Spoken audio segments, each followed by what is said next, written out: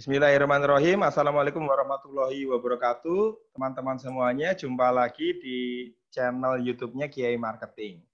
Nah, hari ini kita punya special guest yang luar biasa, yaitu Pak Joko Wiono, CEO dari Kasa Consulting. Selamat siang nih Pak Joko, happy weekend. Selamat siang Pak Angkel. Senang sekali bisa ngobrol pagi ini. Yes. Happy weekend to you too. Oke. Jadi karena kita weekend nggak kemana-mana, kita janjian talk show aja Pak ya, supaya kita bisa memberikan kontribusi ke masyarakat nih, terutama anak muda nih. Siap. Ya, Keren teman-teman. Ini, channelnya keren. Ya, teman-teman sekalian, Pak Joko Wiono ini juga coach saya, mentor saya, sekaligus Pak D saya. Jadi rahasianya itu ya. Jadi nanti kalau misalkan aku agak awkward gitu karena ya sama Pak D gimana sih gitu kan. Jadi agak-agak awkward. Siap. Santai aja. Oke, mungkin Pak Joko Wiono bisa dimulai dengan cerita sekilas karir Pak Joko Wiono, kemudian kapan kemudian shifting menjadi CEO Kasa, dan dulunya idenya bagaimana ketika ada keyakinan untuk membuat sebuah consulting bisnis, Pak. Wah, oke. Ini cerita panjang nih. Kan harus flashback ke awal karir sebagai profesional. Kemudian saya hijrah itu tahun 2002. Sementara saya lulus kuliah itu tahun 83. Ya. Kamu udah lahir belum, Angke? Sudah lah, saya lahir 79 loh, udah tua. Oke, 83. Ya, jadi setelah lulus saya sempat kerja di beberapa tempat gitu ya. Umumnya di multilateral agencies gitu. Kemudian saya sempat sekolah lagi, saya sempat bekerja di Bappenas beberapa lama lah, nggak lama. Kemudian saya switch ke swasta gitu ya, swasta. Nah, mulai dari situ saya berkenalan dengan dunia consulting gitu. Consulting, market consulting, business consulting gitu. Saya mulai dari awal tahun 92 kali ya, sepulang saya sekolah. Kemudian terakhir di profesional itu saya di Coca-Cola. Itu setelah 6 tahun di sana, saya merasa passion saya itu sebetulnya setelah saya evaluasi diri itu, passion saya itu di consulting bisnis. Sehingga saya waktu itu punya pikiran, waktu itu saya udah 42, artinya bukan usia yang muda lagi untuk memulai bisnis sebetulnya. Cuma saya punya keyakinan karena passion saya di situ, saya suka analisis, saya suka strategic assignment begitu. Akhirnya saya beranikan diri untuk hijrah, untuk memulai bisnis mulai dari nol, betul-betul nol putul itu. Yes. Itu tahun 2002. Jadi perjalanannya agak lama ya, mulai dari lulus sampai memulai bisnis itu. Jadi Pak. Tadi pertanyaannya apa lagi, Mas Angga? Ya, jabatan terakhir di Coca-Cola apa Pak, kalau boleh tahu? Saya dulu manajer market development. Jadi banyak traveling. Saya waktu itu Pak punya baby gitu ya, sering saya tinggal gitu kok rasanya nggak pas gitu karena anak kecil kan perlu figur bapaknya lebih sering ini ya. Jadi itu salah satu trigger kenapa dulu saya switch. Yes, kemudian untuk perusahaan consultingnya, kan pernah kerja di perusahaan consulting tingkat dunia ya, boleh mungkin disebutkan brandnya? Sorry nggak dengar, suaranya kurang jelas. Oke. Pernah kerja di consulting yang kelas dunia, mungkin bisa disebutkan brandnya Pak? Oh iya, saya pernah sebelumnya ketika dari Bappenas itu saya pertama kali kerja di Australian Trade Commission, itu kayak Badan Promosi Ekspornya Australia. Yes. Jadi tugasnya dulu membantu perusahaan-perusahaan Australia untuk masuk ke Indonesia, termasuk investasi segala macamnya.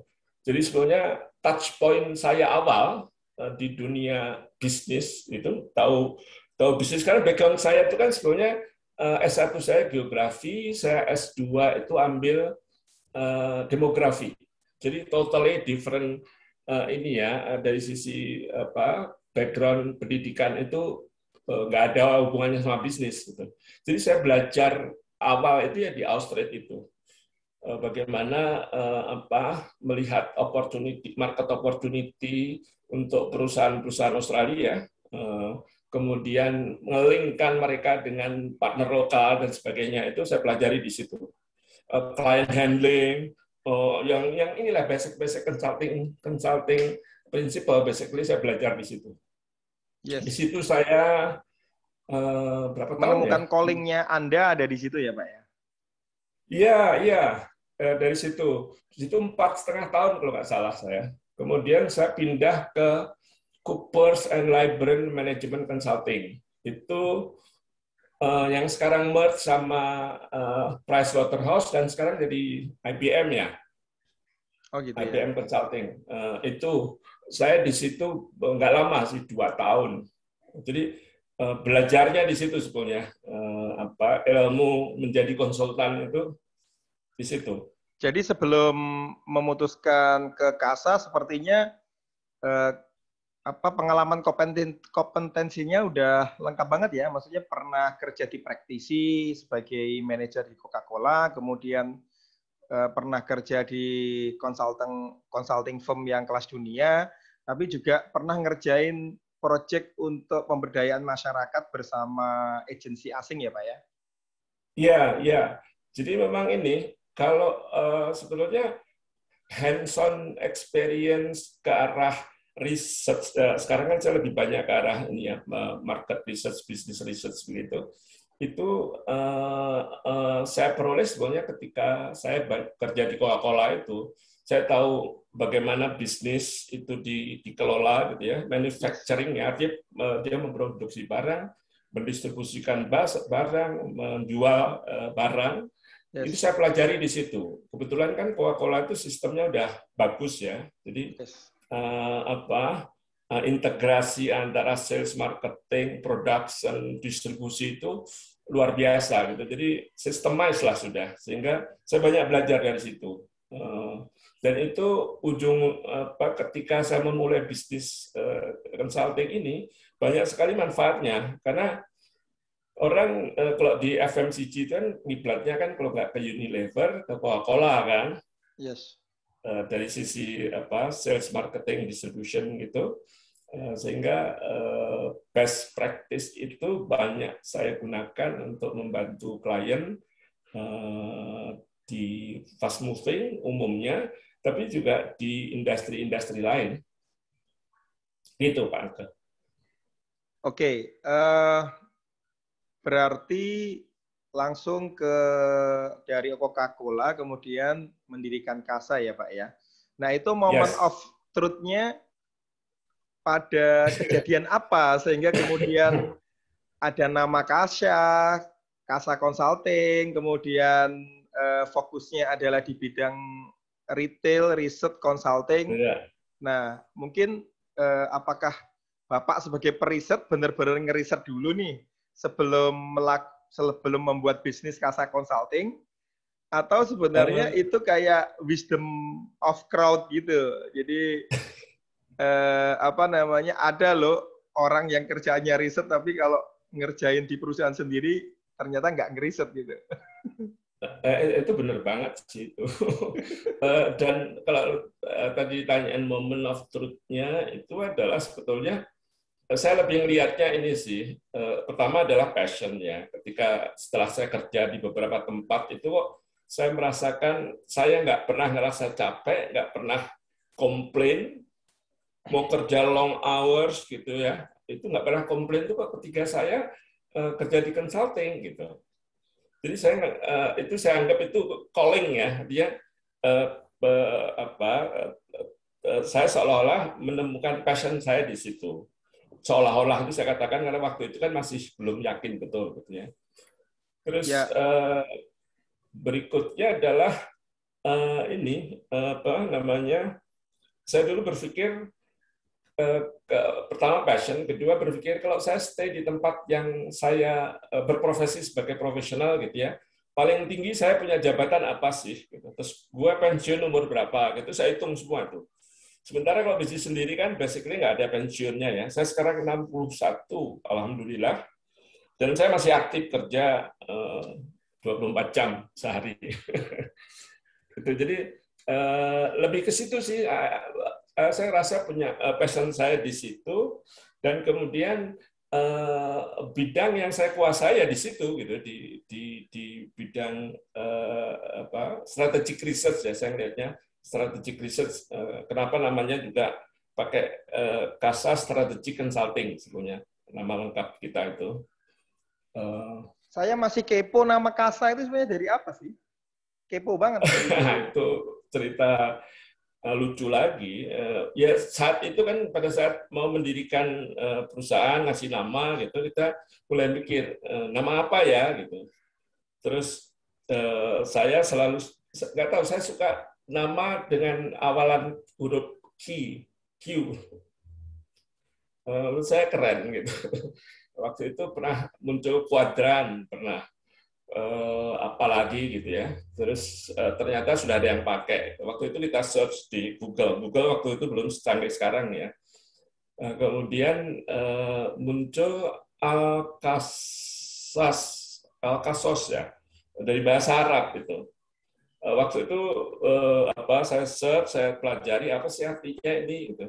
Oh ternyata dia itu artinya adalah apa sih ngumpulin scattered meaningless things gitu menjadi sesuatu, dan kita assemble, kita susun menjadi sesuatu yang meaningful gitu. Nah saya waktu itu mikir that's basically what we do gitu.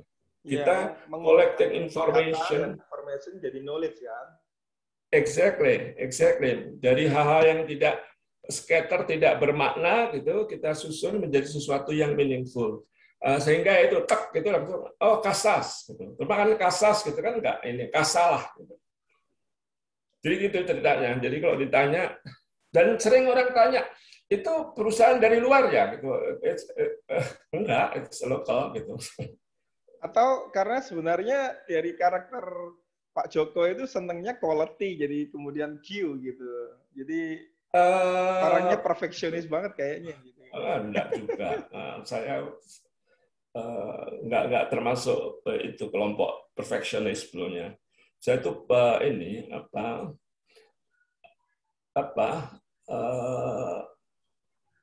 pragmatis sebetulnya, apa yang kita bisa lakukan ya kita lakukan. Gitu deh, gampangan saya itu. Oke, jadi Kasa itu berarti sangat identik namingnya dengan kerjaannya, yaitu di bidang riset kan ya? Yes. Yes. Berarti aspirasinya ada di situ. Nah, kemudian pada saat itu kan konsultan riset ataupun riset agency saat itu kan juga banyak ya. Nah, itu Ya. Apakah Pak Joko Wiono sudah menetapkan diferensiasi dan positioning itu sejak awal, atau baru nemu di tengah perjalanan, Pak? Kalau itu dari awal. Jadi waktu kita berdiri itu memang dunia research lagi ramai, banyak agensi baru, banyak bahkan yang global masuk gitu ya, dan yang kecil-kecil juga banyak gitu, yang baru-baru ya. Sehingga pada saat itu, dan salah satunya ada waktu itu ada price war. Artinya research itu murah-murahan gitu. Jadi kalau pitching itu perangnya di harga gitu. Jadi waktu itu saya mikirnya kalau saya masuk di Red Ocean, habis saya, orang baru gitu kan. Sehingga saya waktu itu dari awal menetapkan di diferensiasi kita, terutama segmen yang kita garap itu lebih ke arah retail dan bisnis to bisnis. Jadi dan pada saat itu nyaris belum ada kecuali Nielsen ya waktu itu yang sudah dari sebelum-sebelumnya sudah terkenal dengan detail auditnya ya. Nyaris yang lain-lain sebelumnya belum touch that segment gitu, dan kita flagship kita di situ.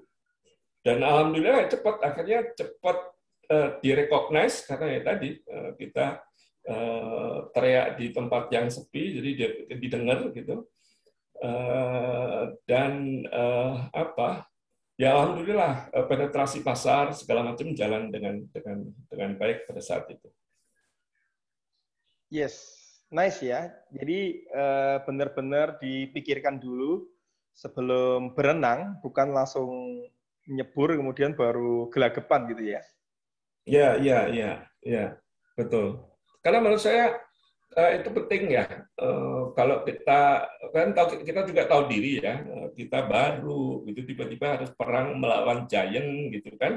Siapa yang memilih kita? Karena kan di industri ini itu credibility yang penting ya. Dan biasanya orang credibility itu identik dengan nama besar gitu kan. Jadi kita sadar diri ya, kita main di pinggiran dulu deh gitu. Di segmen yang tidak banyak digarap orang, dan saya pada saat itu merasa saya punya knowledge yang baik gitu di segmen itu. Yes. Saya ya pada saat itu waktu itu ukurannya baru seorang Joko. Yes, baru personal brand kan ya. Iya. Nah, bagaimana cara dapetin klien pada fase-fase awal? Apakah itu klien pertama Anda adalah juga company Anda sebelumnya, atau company teman Anda, atau seperti apa untuk awal-awalnya? Dan apakah sampai sekarang ada perubahan cara untuk menggait klien, Pak Joko? Karena kan itu tadi kan persaingannya sangat ketat, kemudian segmentasi yang Bapak pilih sangat sempit, bahkan spesialis di bidang retail research gitu ya.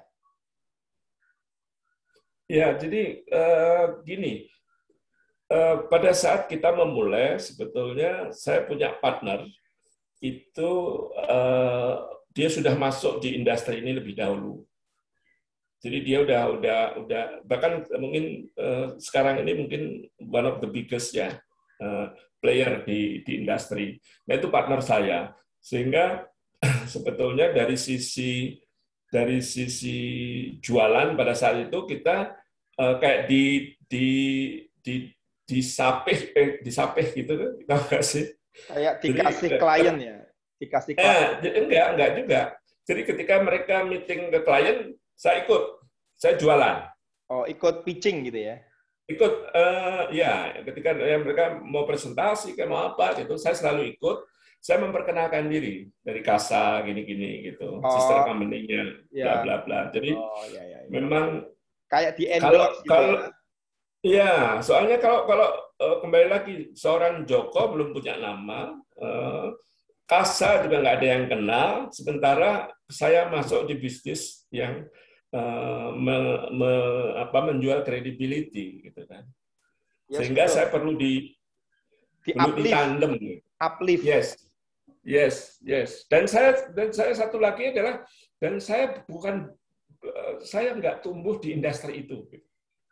Saya orang baru, orang yang hijrah gitu kan, dari profesional yang bukan di research gitu.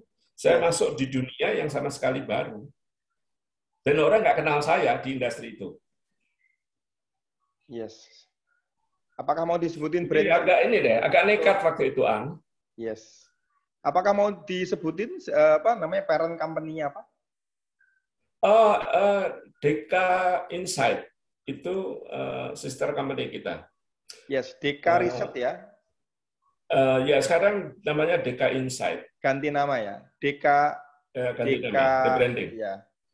Deka Insight yang salah satu merupakan salah satu the biggest player dari market research agency ya. Teman-teman kalau mau tahu yang namanya Deka itu gede banget. Jadi strateginya Pak Joko pas awal ini adalah dia karena merasa tidak punya reputasi, atau mungkin sebenarnya punya tapi pada saat itu belum terekspos, kemudian menggunakan strategi endorser yang mungkin dulu belum terlalu belum terlalu populer seperti sekarang ya. Kemudian naikin uplifting brand-nya sama credibility-nya dengan quote by quote meminjam sebentar dari reputasi DK gitu ya. Tapi kan kalau yang menentukan berikutnya kan itu tetap kualitas pekerjaan Anda kan. Tapi waktu masuknya kan berarti karena diminjem dari DK namanya. Tapi kalau pas udah renewal lagi kan itu klien akan ngelihat kerjaan beneran dari Kasa dan dari seorang Pak Joko gitu ya.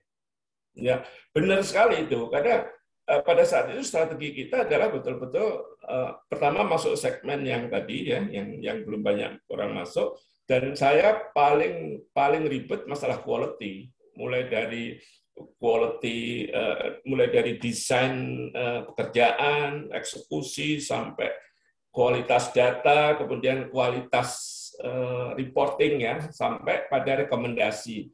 Itu saya kawal semua itu bahkan sampai sekarang saya masih agak ribet urusan yang itu ya, masih suka teriak gitu.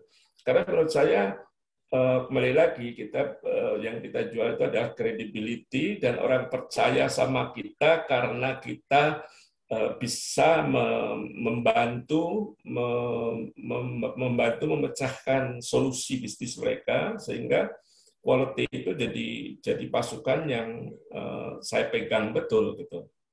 Dan itu alhamdulillah.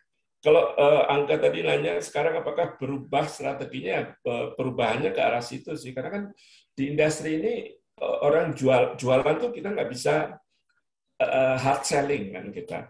Kita bicara selalu soft selling sama rekomendasi dari klien-klien kita gitu, klien-klien kita sebelumnya. Kemudian juga kita lebih banyak juga bicara ikut aktif di asosiasi, baik di lokal maupun di internasional, membina jaringan di luar. Itu adalah kunci-kunci marketing aspek yang kita lakukan untuk getting new client sekarang. Oke, jadi kalau dari marketing perspektif berarti Pak Joko Wiono dengan kasanya ini lebih mementingkan retention daripada acquisition ya. Kemudian juga teman-teman bisa melihat bahwa lebih banyak PR ya daripada advertising ya, Pak Joko ya. Iya, kita bahkan nggak pernah advertising ya. Mungkin Angga pernah ingat nggak zaman awal-awal sosial media dulu, yes. Awal-awal Facebook dan Twitter, itu Kasa itu very active itu. Sehari itu kita bisa upload konten itu bisa 3 kali itu. Every single day, 3 kali kita selalu. Itu kita nggak pernah dapat klien dari situ gitu. Tapi orang melihat kita sebagai mungkin ya. Iya, knowledge. Jadi kita update, tahu pasar, gitu ya. Karena yang kita upload tuh waktu itu adalah tren pasar. Setiap hari, jadi kita monitor itu dari media sebelumnya. Kita kita tulis ulang, kemudian kita upload. Tulis ulang itu dengan kacamata kita ya. Yes. Misalnya ada berita tentang Menteri Perindustrian meresmikan pabrik apa gitu. Itu kan kalau di berita kan itu. Tapi kalau dari kacamata Kasa, guys, di industri ini ada new players nih. Ada tambahan supply gitu kan. Yes. Jadi the way we see market dynamics itu dari sisi struktur industri gitu. Berarti yang di-sharing kontennya itu adalah industrial insight ya? Iya. Karena kan kita main di 2 segmen tadi, di retail dan business to business. Nah, di business to business itu cara kita create awareness gitu lewat sosial media dulu. Dulu saya katakan karena terus kita lihat kita ngerasa pada saat itu kayaknya istirahat dulu deh sosial media, kita lebih aktif di di komunitas, kemudian di asosiasi, gitu ya, professional association. Nah ini kita mau garap lagi Ya, mantap. sosial media. Yes. Nah, tadi kita ngomong tentang market side ya. Jadi kalau kita ngomong consulting kan dapetin klien itu gampang-gampang susah.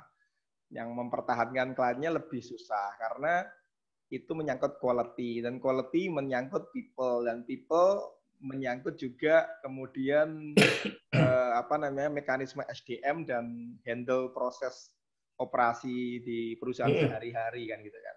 Nah, ini kan konsultan baik junior maupun senior ini kan termasuk orang yang yang pinter lah ya.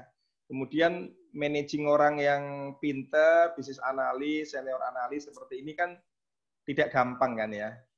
Ya, karena ya pasti di satu sisi kepintaran itu ada satu sisi yang namanya egoisme kan gitu ya. Nah, sejauh perkembangan lebih dari 10 tahun ya udah Pak ya? Hampir 20 tahun. Oh, hampir 20 20 tahun. tahun. Kita udah 20 ya. Tahun. How is your your insight about leadership in consulting firm and manage people-nya bagaimana ini? Iya, kita berada di bisnis otak, jual otak kan, artinya resource people itu jadi quote-unquote barang dagangan kita. Jadi key-nya untuk quality kan? Iya, untuk quality, untuk handle klien macam-macam, knowledge as well. Sehingga manage ada 2 poin sih, how to recruit, how to retain, kemudian how to develop gitu ya. Itu 3 hal itu memang harus dilakukan dengan strategi tertentu gitu. Kalau di Kasa kita mulai dari rekrut awal kita sudah memperhatikan aspek, terutama kalau dari sisi saya lebih menekankan ke soft skill ya. Soft skill, kalau hard skill itu saya selalu bilang hard skill itu bisa belajar, gitu. Tapi soft skill untuk merubah itu susah. Gitu. Jadi awalnya saya selalu menekankan dari sisi soft skill, itu baik yang udah senior maupun yang baru ya, fresh graduate kan kita dua lini itu selalu melakukan upgrade. Ya mulai dari rekrutmen, kemudian kalau retain ini memang luar biasa sih. Di industri ini kan saingan membajak langsung tidak langsung gitu ya. Terutama sekarang tidak langsung sih, karena membaca langsung itu ada aturannya dari sisi asosiasi kalau nggak salah nggak boleh gitu baca langsung. Jadi baca tidak langsung itu terjadi gitu. Sehingga memang itu tantangan yang luar biasa sih. Kita udah capek-capek mendevelop orang, gitu, begitu jadi pindah gitu.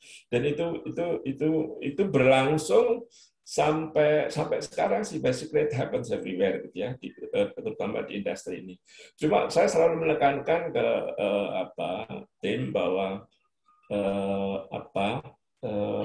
di Kasa kita the way we manage people lebih ke leading with example, with heart. Kalau saya selalu menekankan, lu kalau kerja di sini taruh hati lu deh di sini, gitu. Karena once you put your heart di Kasa gitu, lu bisa perform at your maximum gitu loh. Tapi kalau orang masih salah kerjaan, ntar kalau ada kerjaan lagi gua pindah deh gitu, ya udah performance ya segitu-segitu aja gitu. Jadi kalau mau berkembang, dan kita appreciate those who perform ya betul-betul kita punya KPI yang jelas, yang terukur, sehingga ketika orang betul-betul perform ya mereka deserve promotion gitu. Hal semacam itu kita lakukan.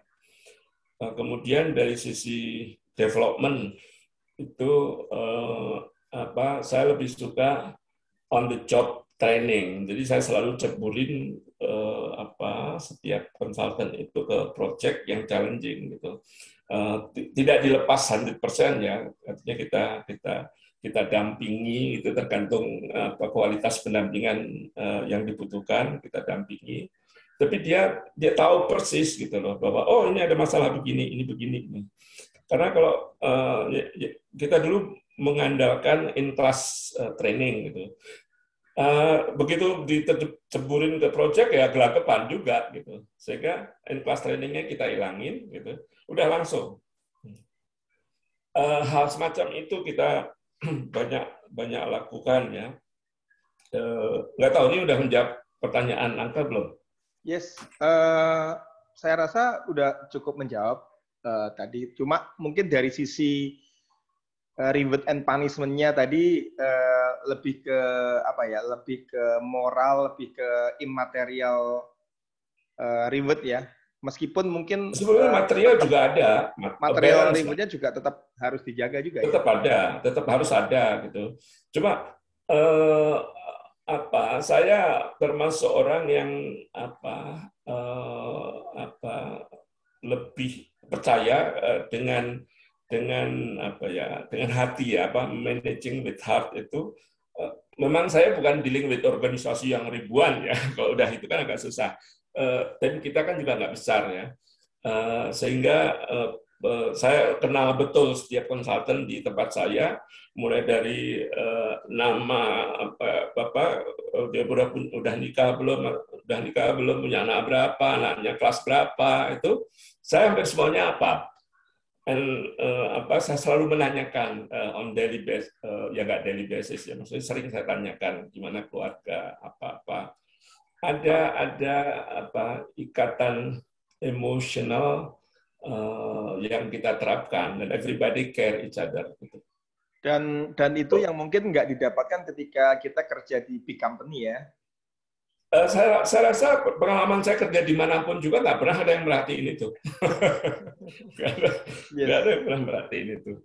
Dan itu yang membuat yang banyak stay agak lama itu lebih ke situ sih. Kecuali memang yang muda-muda sekarang memang handling milenial ini kan agak challenging ya. Maksudnya to retain mereka memang naturally kalau aku lihat milenial ini nggak sabaran kan gitu. Jadi sering ini. Tapi anyway, kita lagi experimenting gitu. Lumayan juga yang stay agak lama di kita. Yes, mungkin ada 2 pertanyaan terakhir kita berkaitan dengan orang awam ya. Pertama, kalau misalkan saya tidak punya background yang exciting kayak Pak Joko Wiono tadi, misalkan punya exposure di di real practice juga pernah, di consulting juga pernah, bisa nggak sih kita bikin perusahaan consulting seperti ini? Satu itu. Kedua adalah seberapa menarik sih perusahaan consulting ini dari sisi kesejahteraan? Kalau saya di UKM kan selalu bertanya adalah kapan usaha kamu itu bisa menggantikan gaji terakhir kamu. Nah, itu kalau misalkan Pak Joko mau jawab boleh, tidak jawab juga boleh. Silakan, Pak. Pertanyaan menarik sih, karena saya juga kadang-kadang mikir, kalau saya dulu tidak punya background di social research, karena kan sebelumnya waktu saya ngambil S1, S2 itu kan banyak doing social research gitu ya kan. Jadi saya tahu metodologi research segala macam, sampling, analisa statistik segala macam itu. Apakah saya akan nyangkut di dunia yang sekarang saya geluti gitu? Saya sering menanyakan pada diri sendiri gitu, karena di market research ini kan mau nggak mau orang harus tahu pengetahuan dasar tentang doing research yang benar ya, yang baik dan benar gitu. Sehingga menurut saya kalau nggak punya background, pertama juga pasti nggak punya passion. Ini dunia yang ribet sih. Dunia research ini kan dunia ribet ya. Terlalu banyak nitty-gritty-nya. Dunia passion, dunia hobi, dunia seni. Iya. Jadi nggak untuk semua orang sih menurut saya ya. Kalau memang nggak punya passion di situ, ya agak susah gitu. Itu satu dari sisi teknik ilmunya sendiri, ilmu risetnya sendiri. Yang kedua substansi. Substansi ini kan kalau sekarang banyak perusahaan riset yang bisa melakukan riset, tapi masalahnya apakah mereka tahu substansinya gitu. Mungkin nggak banyak yang betul-betul paham betul ketika dia ngomong sama klien itu bisa tahu persis connect gitu ya. Oh, ketika klien punya masalah begini, oh berarti Anda perlu ini loh, melakukan ini gitu. Karena itu sering-sering harus datang dari kita. Nah, kalau orang yang nggak punya background di situ juga mungkin agak susah untuk tune in gitu. Kalau Atau yang bukan punya sebagai background investor riset ya. sih Sorry lebih jadi saya investor aja. Kenapa? mungkin saya potong. Jadi kalau umpamanya nggak punya kompetensi harus ngajak orang dan dia jadi investor saja ya mungkin ya. Ya, exactly. Exactly, dari investor aja. Karena bisnis ini sebenarnya sangat profitable sebetulnya ya kalau dikelola dengan baik. Sangat profitable dan apa namanya? Cuma ya itu tadi untuk masuk kendalanya ya itu tadi ya, kredibilitas itu nggak bisa di develop instan, takes time, harus punya passion, harus kayak gitu-gitu deh. Ya, tadi Terus tadi ada yang terakhir apa? pertanyaan orang awam nih. Pada saat kita bikin bisnis, kita selalu compare tuh gaji terakhir. Nah, pada saat Pak Joko ngediriin Kasa, itu Pak Joko bisa menggaji sama dengan gaji terakhir di Coca-Cola itu pada bulan keberapa atau tahun keberapa? Itu kayaknya tahun kedua deh. Oh, Cepet nice, sih. nice. Cepet ya. Relatif. Karena gini ya, kita dulu the first 10 years itu growth kita luar biasa. Saya juga heran waktu itu. Heran. Maksud saya gini, apa namanya, mulai Mungkin dari kalau awal saham itu itu lagi bagus ya pasarnya. lagi Lagi bagus ya dan bukan kita bearish masuk di tapi segmen lagi yang kan. benar pada saat itu. Yes. Jadi langsung apa growth-nya luar biasa the first 10 years. Begitu masuk tahun 11 12 nah itu mulai bahkan turun kita dulu. Turun terus level di bawah dikit terus mulai naik lagi gitu. Nah, sekarang turun lagi karena pandemi kan. Oke, ya. Oke, selama pandemi ini kira-kira dari presentasi aja, kira-kira turun omset berapa persen dan apakah ada pengurangan karyawan karena terpaksa kan pasti ya? Kalau omset pasti turun, turunnya lumayan banyak lah. Saya nggak mau sebutin persentase, Yes. cuma lumayan signifikan gitu. Kalau pengurangan karyawan sih, alhamdulillah nggak sampai sih, cuma ya ada adjustment salah sisi gitu dari sisi paket ya. Dan kita kasih option macam-macam ke karyawan juga gitu. Oke, Ini kan terakhir mungkin gini Pak, closing statement aja, karena kita waktunya udah hampir duhur, makan siang, tentunya Pak Joko juga akan makan siang, kita nggak mau ganggu nih. Closing statement Pak Joko untuk insan muda yang pengen bergerak di industri riset atau pengen jadi as a professional atau sebagai business owner, closing statement Pak Joko apa ya? Apa ya?